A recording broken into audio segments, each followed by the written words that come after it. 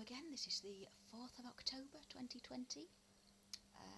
Welcome to another edition of Me and My Spin. Today I'm going to talk about a dead spin, one that is no longer part of my every waking thought.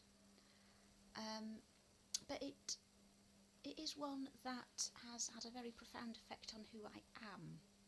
So I think it's a good example of how a spin can go on to affect your life in ways that you never imagined. And it is Animals of Farthing Wood. Which, I was watching in the early 90s. I was 6 at the height of my Farthing Wood obsession. Most of the other children in my class were watching it as well. And it was just the dumb thing to watch Farthing Wood when you were a kind of primary school age child. And I think what really captivated me about it was that, there was the realism of it. I never really took to cartoons as a child, animation, because it just seemed, I wouldn't say I disliked it in any way, I just didn't sort of find it as sort of immediately viscerally real as acting or any kind of filming like stop motion or puppets or whatever. It was very different. There was a fashion at the time for for cartoons to become more and more garish and lurid and distorted. But Farthing Wood was very much the antidote to all that. All the animals were all in proportion. They all kind of walked on 4 legs, apart from the birds, obviously. The backgrounds were very detailed, very very realistic art style, and that really appealed to me. And I think as well, there was the ever-present threat of death. I don't want to get too morbid about it, but it was very real. Cartoons in general, he used to, it's like Tom and Jerry. They get hit on the head by an anvil and turn into a concertina, and then in the next series they're absolutely fine. Wile E. Coyote falls off a cliff and then suddenly he's back again. He's fine. And I suppose it's a bit of slapstick humour, but you don't connect to the characters as much because you know that they are just a cartoon character. Farthing Wood was it's a cartoon about actual animals living in the actual wild world. And I have seen some kind of listicles. I think it was on BuzzFeed. Americans talking about. They were given an episode of Farthing Wood to watch, and they were just absolutely gobsmacked by the violence and the grittiness of it. And they just could not believe that this was a children's show. I think it's kind of in the same vein as Watership Down. That was I certainly enjoyed the book Watership Down. I wasn't too crazy about the film because they changed quite a lot of it. Again, I know Farthing Wood was based on a book, but I didn't get on with the books. You see, I think the cartoon sort of changed quite a lot of the characters from male to female. And I mean, before I sort of knew what feminism was, I think I really didn't connect to stories that were sort of very male heavy, because one thing I have absolutely never been is male, I suppose. And it was just sort of a film, a story by, for and about someone else. And also, you get a certain sense of unrealism when every story you watch is sort of at least 75% male.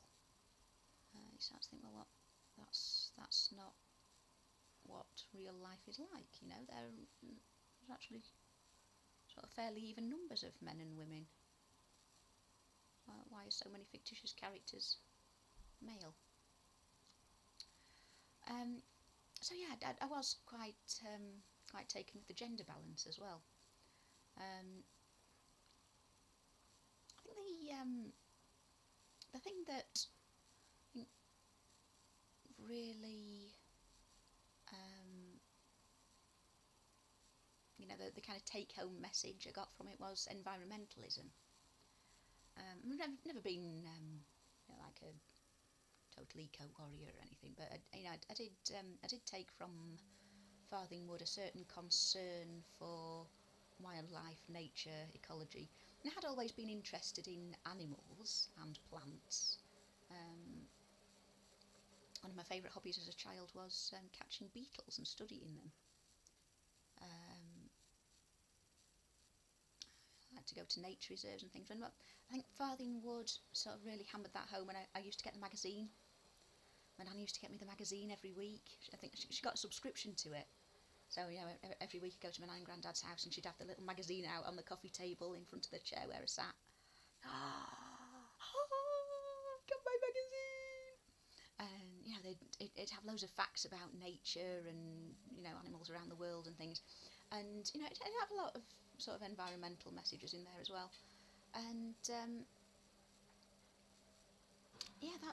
that was quite a big concern for me for a long time.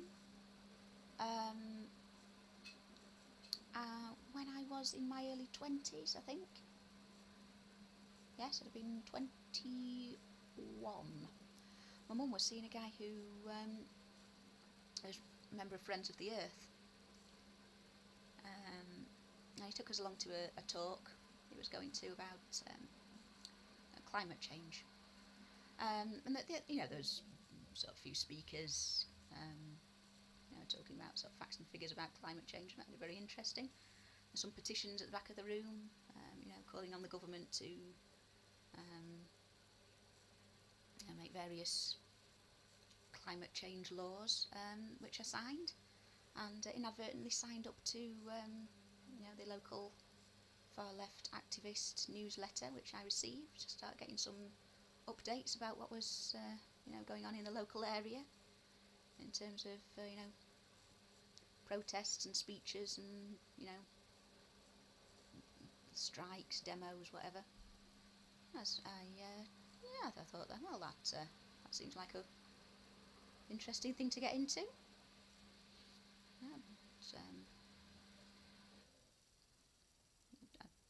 I didn't really have a permanent job at the time, so I thought I'll give that a go. Fill my time, be a productive thing to get on with while I'm searching for a job. And I ended up making a lot of new friends who I'm still in touch with today. I met my husband through it.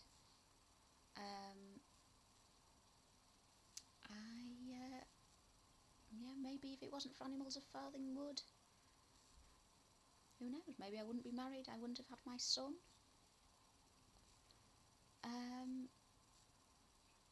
It's really been a very big influence in my life in that respect, indirectly.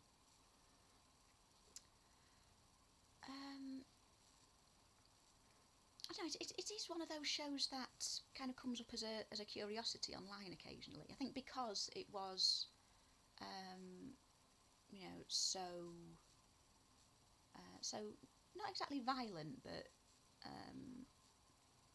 it certainly didn't pull any punches in terms of character deaths. You did occasionally see scenes with blood. There were malicious characters chasing other characters with the intent of doing them damage, often killing them. There were sort of discussions of predation. There was a scene where one of the mice gave birth to a litter of little mouse cubs, and then in the next episode they were all eaten by a carnivorous bird. Just every kind of terrible, life-threatening danger you can imagine happened. There was a fire. They nearly fell into a swimming pool. They were chased by dogs. They fell into a river. All sorts of things happened to these poor animals. Found a field of poisoned cabbages. Began to eat the poisoned cabbages and became very ill. There were a couple of things that bothered me about it, like when Ada slithers along. I don't know if it's just, to sort of make the scene a bit better, for the artistic effect. It'd look a bit weird if she was just sort of crawling along the floor. You wouldn't really be able to see her, so they kind of made a coil look like a spring and then stretch, sort of expand and contract, more like a caterpillar than a snake. I thought that's a bit weird. No snake has ever done that in the history of ever. What's going on there? I think the idea of, they all took the oath of mutual protection and then took it very seriously, every single one of them. I found that a bit hard to believe, even as a primary school aged child. I found that hard to believe. And then I think as the series went on, went into the second series and the third and the fourth, they just sort of introduced more and more and more characters that I didn't particularly connect to. I sort of got a lot of emotional investment in the original little coterie who left Farthing Wood, and they just sort of faded out of the stories eventually. I don't think any of them were left by the end.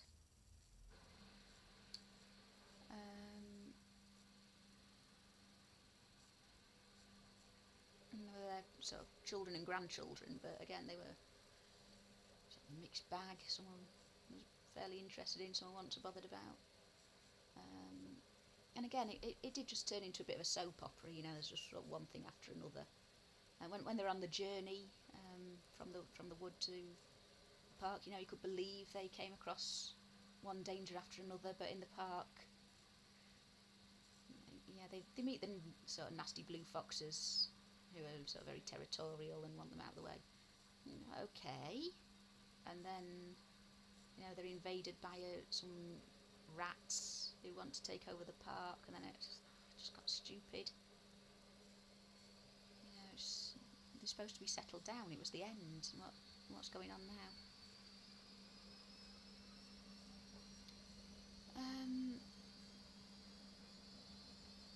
So that was my. I think it was the first thing that the first TV series certainly that my parents and grandparents kind of got a bit worried about.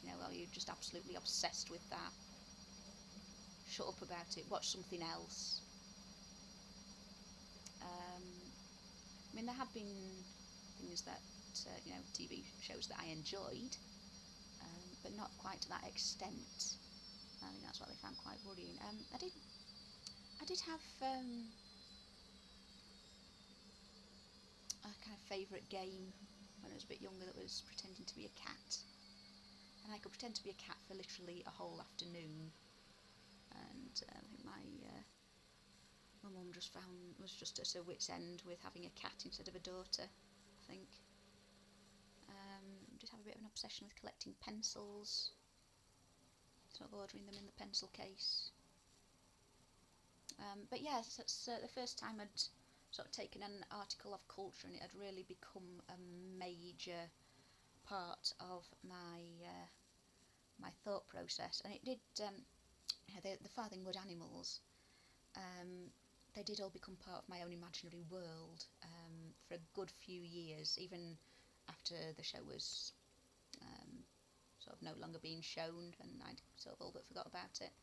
I was still, they were still kind of incorporated into my imaginary world, which I've talked about before. I had a imaginary planet. I lived on a ship. I was the captain of the ship. There was an island with a port, and there were hundreds and hundreds of characters that came and went. And sometimes we'd sail the ship off and go to another country somewhere and meet another couple of hundred characters. And yes, the animals of Farthing Wood were part of my crew, along with everybody else I particularly liked from the world of TV, books and film. I mean, so some of them sort of featured more heavily than others, but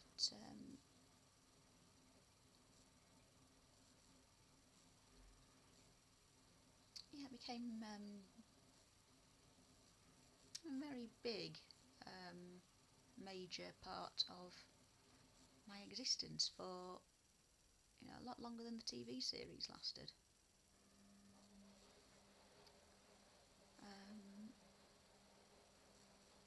I remember my granddad used to video it. I used to tape it every week, and I used to watch the videos over and over again. Oh, Farthing Wood.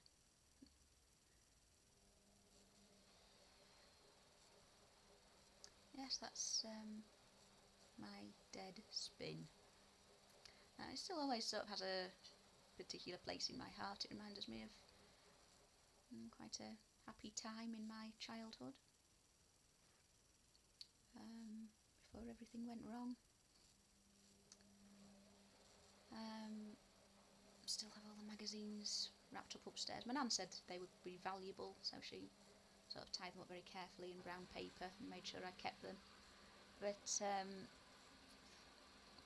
yeah, I don't think they will be valuable. I've sort of done all the puzzles and the colouring pages and things, and they're not in great condition. They've been well read, let's say. But I just keep them for the sentimental value, really. Maybe one day I'll share them with my son. Maybe, I don't know. And I did see an episode quite recently. It does look a bit dated, the animation style. It seems CGI all the time now, and even if it's sort of made to look like hand-drawn animation or something, it's always sort of CGI, isn't it? But it's a bit sad, I think, the art of animation has gone out of fashion. Yeah, so that is Animals of Farthing Wood, my former special interest. And to this day, one of the greatest.